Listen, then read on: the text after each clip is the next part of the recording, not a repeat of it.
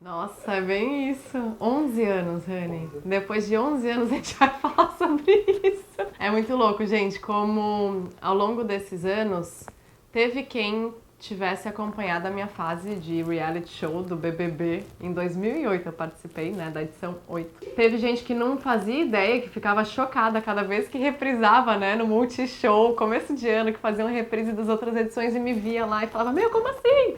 Eu não sei quem é você nessa história, você pode comentar aqui embaixo, mas hoje eu vou falar um pouquinho sobre isso.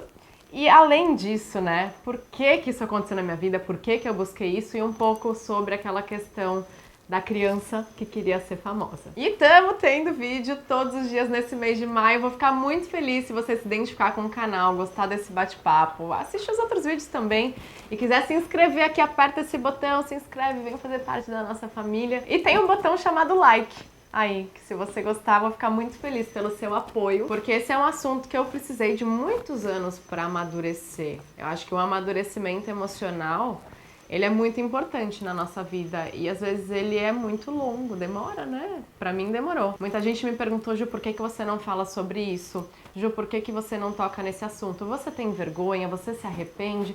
E na verdade, gente, eu vou explicar pra vocês o que aconteceu. Eu era uma criança e quando me perguntavam o que você quer ser quando crescer, eu falava, eu quero ser famosa, eu quero ser atriz, eu quero ser a moça que faz propaganda na TV. E eu, de certa forma, consegui tudo isso. Essa criança que queria ser famosa, na verdade, era uma criança ferida. Uma criança que tinha, por N motivos, pelo meu histórico familiar, de algumas perdas, uma criança que tinha uma certa necessidade de ser acolhida, uma criança que queria ser amada, ser aceita e foi buscar isso de formas às vezes um pouco ilusórias. Porque muitas vezes a gente vai, eu não sei se vocês têm um histórico assim ou conhecem, às vezes não é você, mas você conhece alguém que tem isso? Uma pessoa que vai se apoiar em relacionamentos afetivos, que vai ser carente, que vai ter mais necessidade, sabe, de apego, de acolhimento. Às vezes é uma pessoa que vai gostar de estar na multidão, de ter o público em volta, de ser vista, como era o meu caso. E não que eu não goste mais disso, mas hoje eu sei que eu faço isso com propósito, eu sei que eu trago conteúdo, eu sei que eu tô aqui por um motivo maior. Mas eu tive uma criança ferida que queria atenção. E aí eu busquei atenção de diversas formas e ao longo dos anos, conforme eu fui crescendo e me tornando adulta, eu percebi que cada vez que eu atingia uma meta, que eu realizava um sonho, aquilo não se sustentava. Então é como se eu tivesse atingido o auge do sonho da minha vida, que era ser famosa, quando eu entrei naquele reality show, meio sem saber o que estava acontecendo, porque eu nunca fui de assistir muito o programa, mas todo mundo me falava, Ju, é sua cara, você tem que ir, você é jornalista, você fala bem, você é modelo, tira foto. E tipo assim, eu comprei o sonho dos outros e tipo, fui para lá e fui cheia de sonhos, eu sempre fui uma menina muito positiva, muito sonhadora. Então, tipo, se eu vou fazer uma coisa, eu acredito que vai ser o melhor. Então eu acreditei que eu fosse ganhar o programa. Acreditei que depois do programa eu fosse ter muito sucesso na minha carreira de jornalista, que eu ia ser repórter, que eu ia ter um programa com meu nome. E tipo, nada disso aconteceu. Então imagina você ter um grande sonho na sua vida, você tipo falar, meu, que incrível, ele aconteceu. E aí de repente você olhar e falar, tá, mas não era bem assim que eu sonhei. Cadê tudo aquilo que eu projetei? Cadê tudo aquilo que eu criei expectativa? É muito doloroso, gente, é muito destrutivo, mas quem criou as expectativas fui eu. Eu consegui atenção, eu consegui ser famosa. Falha técnica. Voltamos com outro microfone. Mas pegando um gancho assim, né? Como que foi a experiência em si? Depois eu concluo meu raciocínio. Eu lembro que na época, porque ao longo dos anos as coisas mudam, né? Mas na minha época de 2008 a gente recebia um telefonema, geralmente tipo 1º de janeiro. Tipo, vão chegar. É meio pra fazer a mala, cara, é uma loucura. E daí você vai meio sem saber o que vai acontecer. Eu lembro que eu fiquei, tipo, muito feliz, muito feliz, muito feliz, muito, tipo, uau! Tudo que eu mentalizei, tudo que eu joguei pro universo tá acontecendo. E daí você ficava confinado num hotel antes de entrar na casa, tipo, uma semana sem contato com ninguém. Assim, tipo, nem as janelas eu conseguia ver o mundo lá fora. A gente podia levar guloseimas, eu levei um monte de livros, eu li 5 livros em uma semana. Corda pra pular, cruzadinha, E, enfim, você fica lá e aí tem a... Você come, óbvio, né? Você também não tá num regime de tortura, né? Então tem a comida, tipo, eu lembro que o cardápio ia por baixo da porta, sabe? E daí eu só ouvia ai, nossa, que bom, vou comer. Porque você fica meio ansioso, dá mais fome. Daí você escolhia o que você queria de café, de almoço, de jantar, te entregavam, fechavam a porta e pá. Daí eu passei, né, uma semana assim. Eu sempre fui muito calma, consegui lidar com esses momentos, mas ainda sendo uma pessoa calma, dá maior frio na barriga, maior ansiedade do que vai acontecer e quem são as pessoas que vão com você. Você fica lá isolado. E eu acho que já é uma forma da gente, às vezes, entrar já meio pirado na casa, né? Então eu não sei se as pessoas quando entram elas estão... Porque é muito louco você já ficar assim sem falar com ninguém, por um retiro de silêncio, né? Mas eu entrei feliz, muito empolgada, eu curti muito. O que eu mais gostava eram as festas que tinham fantasias. Eu amava as fantasias feitas sob medida. Eu sou apaixonada por design, por costura. E adorava as festas temáticas. Eu sempre dancei, gente. Eu patinei muitos anos. Eu fui da seleção brasileira de patinação. Eu fiz jazz, fiz dança. Eu sempre fui muito das artes. Talvez mais quietinha, né, como pessoa, mas a arte me faz desabrochar. E eu sempre fui aquela que curtia as festas até o final e dançava e subia na mesa. E até hoje eu sou assim. Eu sou uma ótima companheira de balada. E eu lembro que isso eu fui muito julgada na época. Nossa, mas ela é tão quietinha, né? E daí ela vai lá e solta a franga nas festas. Mas enfim, gente, essa sou eu. E aí eu me sentia mal com aquilo. Eu falava, nossa, por que estão duvidando de mim? Porque tinha gente que achava que eu ensinava, né, durante o dia, ser, tipo, pacífica, calma e tal. Mas se você tá aqui, sei lá, pelo menos 2 meses, 1 ano, 5 anos, você sabe quem eu sou. E fiz amigos, curti muito, as provas de resistência eram incríveis, incríveis, porque são formas da gente sair da zona de conforto. Desmaiei numa prova de resistência, porque, eu fui até o final. Atenção, Juliana, você está eliminada. E me orgulho disso também, porque eu acho que eu dei o meu melhor ali, mas na época eu era muito insegura, eu era muito frágil, eu queria muito agradar as pessoas, eu queria muito ser bem recebida, queria muito que gostassem de mim. E, tipo, a gente não vai conseguir isso na vida.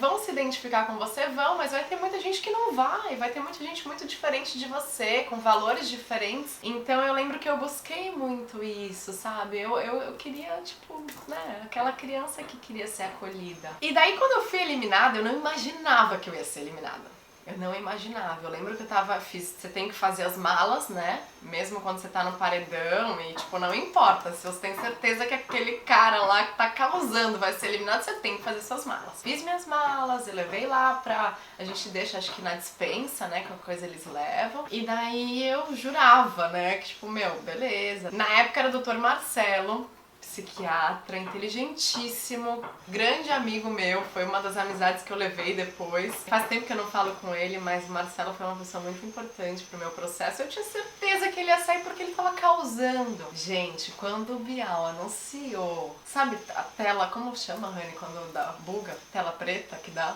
Tela preta, buguei. Tipo, a minha cara, eu fiquei assim, ó. Com apenas 50% desses votos, fica decretada a eliminação da Juliana.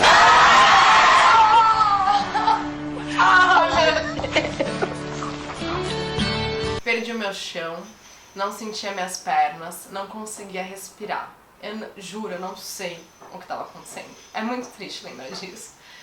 Porque, tipo, acabou o sonho, acabou. E não era eu jurava que não era eu que ia sair. Gente, aquilo foi uma das piores sensações da minha vida, que eu trabalhei anos em terapia depois. Foi o maior banho de água fria que eu tomei. E saí, né? E eu não sabia, não entendia. E eu olhava aquela plateia, um monte de gente que eu conhecia. Eu falava, eu não quero estar aqui, eu não tenho... Meu Deus, me manda de volta para aquela casa. Eu não tô pronta. Eu não tô pronta pra lidar com tudo isso que tá me esperando aqui fora. Eu não me preparei. Talvez se eu tivesse me preparado também não tinha mudado nada, né? Porque é muita coisa, gente. É um turbilhão. E aí você sai, já entrevista pra isso, aquilo. Eu olhando pra minha mãe, querendo saber se tava tudo bem. Porque a minha avó tava doente aqui fora. E eu não tive notícias da minha família. Um dia, na casa, eu atendi o Big Fone.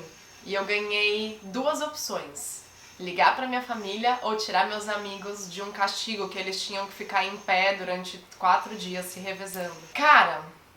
naquela hora eu falei, meus amigos, tipo, o que tiver acontecendo aqui fora, de lá de dentro eu não resolvo. E aí eu tirei os meus amigos, então eu não fazia ideia do que tava acontecendo, que às vezes você conseguia a oportunidade de ligar pra sua casa, mas eu não tive. E daí quando eu saí, eu não sabia direito o que tava acontecendo, eu queria falar com a minha mãe, eu não conseguia falar com a minha família, porque é muita entrevista, é muita coisa, é muita foto, e a jornalista e a flash. Gente, é louco, o negócio é louco. Mas era tudo que eu sempre sonhei. Só que, tipo, quando tava acontecendo, eu tava arrasada, despedaçada, eu precisava me compor, recompor e não tem tempo pra você fazer isso. Eu lembro que quando a primeira coisa que aconteceu quando eu cheguei no hotel, uma amiga veio falar comigo alguma coisa na minha orelha, eu falei, não pode cochichar. Eu já tava fora da casa e não cochichar é uma regra de dentro da casa, então assim, eu procurava as câmeras, você fica meio eu fiquei, né, pelo menos, não posso falar pelos outros. Uma pergunta que sempre fazem, mas tem script? É tudo combinado, gente? Não vi script nenhum, não combinaram nada comigo, então acho que isso daí é uma lenda urbana mesmo, a gente é jogado lá dentro e vive, aí depois vocês veem na edição os melhores momentos, mas é isso. Imagina colocar, tipo, são 14 pessoas, na minha época acho que era. 14 pessoas que não tem, tipo, nenhum talento de artes cênicas pra encenar um script seria meio esquisito, mas enfim. Aí quando eu saí, tava tudo acontecendo, milhões de propostas de trabalho, milhões de coisas, só que eu tava totalmente fragmentada emocionalmente, desestruturada, querendo, tipo, ir pra casa chorar e ficar com a minha família, aí não dá. Mas enfim, minha mãe curtiu muito, a minha família tava lá por mim, eles me apoiaram, claro que tiveram que engolir muito sapo, eu fiquei muito, muito culpada, me sentindo muito mal por todos os amigos que brigaram por mim, eu falei, eles não mereciam isso, eu não queria que isso acontecesse, mas faz parte do jogo. Eu aproveitei todas as oportunidades que apareceram, trabalhei pra caramba, eu fiz as revistas que eu tinha que fazer. Vira e mexe vem uma pessoa assim um pouco mais, né, tipo, o que você acha que a sua filha vai achar de você? Faz parte da minha história.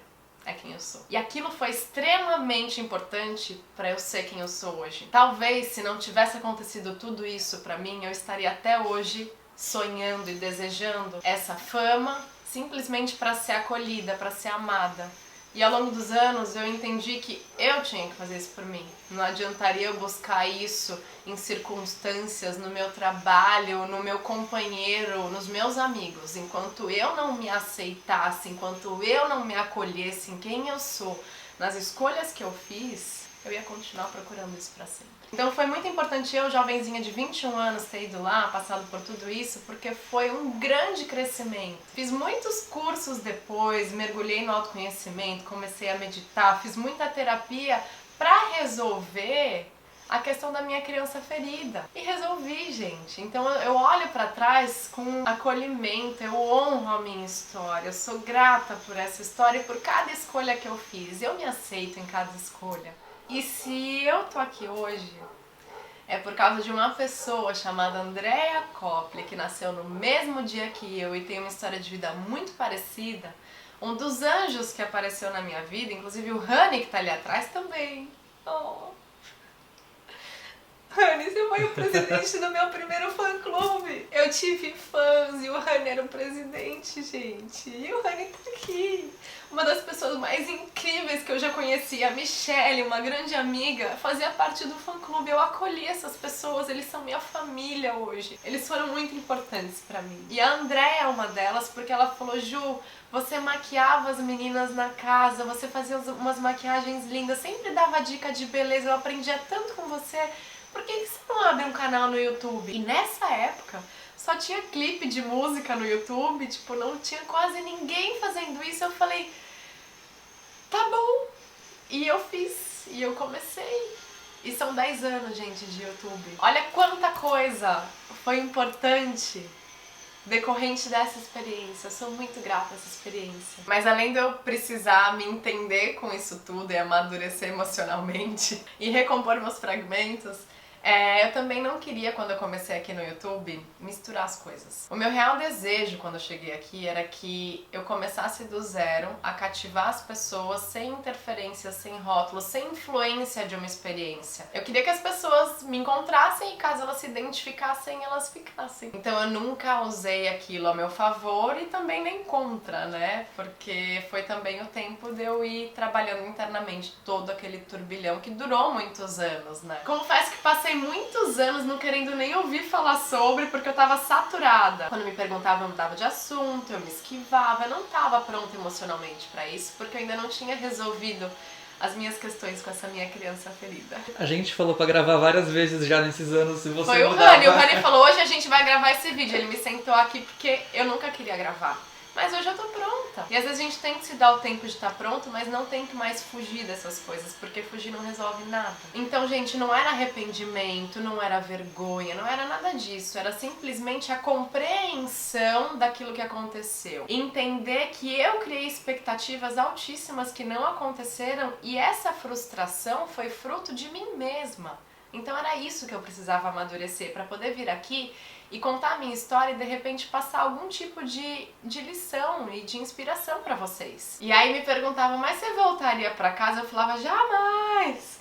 Hoje em dia eu iria para uma festa, só para matar a saudade, sabe? Mas foi muito bom para mim, tudo como aconteceu. Acho que as coisas acontecem como elas têm que ser e cabe a nós entender quais são os aprendizados. Se a gente só julgar, se a gente não se perdoar, se a gente questionar, e o arrependimento, nada disso resolve. Então é você entender o que eu aprendo com tudo isso, o que isso quis me ensinar. E é isso que eu fiz, gente. Levei alguns anos, mas missão cumprida, tô muito feliz e vou contar essa história para minha filha, falando, filha, olha só, a gente tá aqui para aprender nessa vida. E se existe um julgamento que dói de verdade, é o nosso próprio. E se a gente aprende a lidar com isso, nenhum outro julgamento abala. E enfim, falei.